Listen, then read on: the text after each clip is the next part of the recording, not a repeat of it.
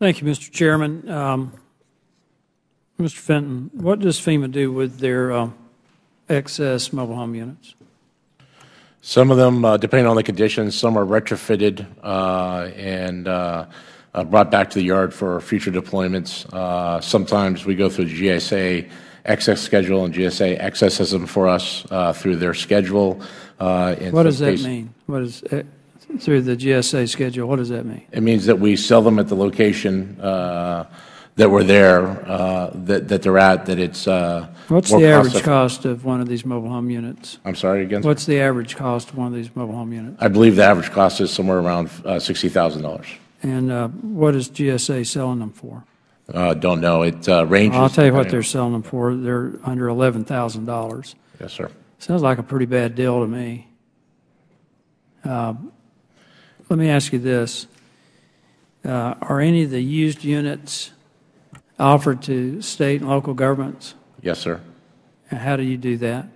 Going through the GSA excess schedule, it goes through a number of steps where we look at purchasing, the potential for to go to states, local governments, nonprofits eventually. So you go down that. It's in the GSA regulations of how to access accountable property. How does GSA contact a state emergency management agency?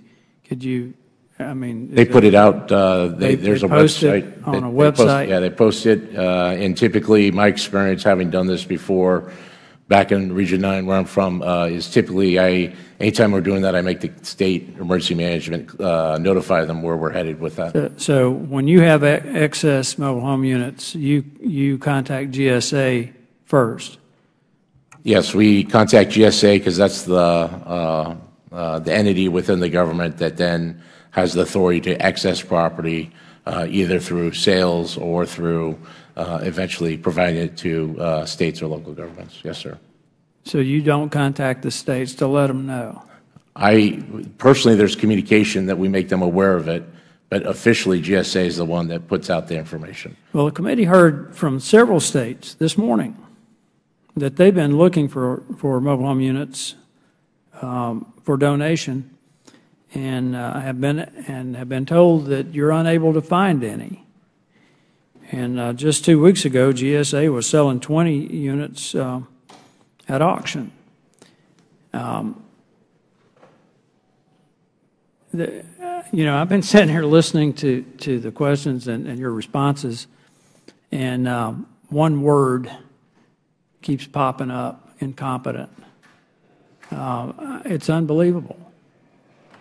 I mean, you got states looking for these units.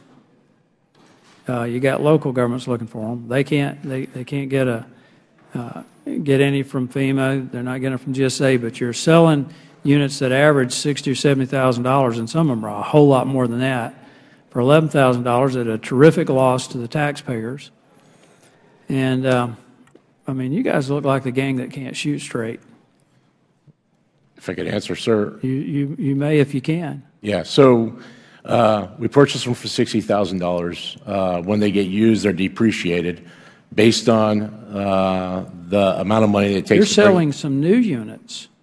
I'm not aware of new units that were sold. I looked it up while I was sitting here listening to you. That there's some listings for new units. Okay. Well, what we do is we look at the value that they're at, the cost to retrofit them, the cost to bring them back to the yard that we would be at, and then figure out the cost to sell. Well, how do you respond to the fact that states this morning, including the state of Alabama, contacted the committee and said, we've not been able to get units?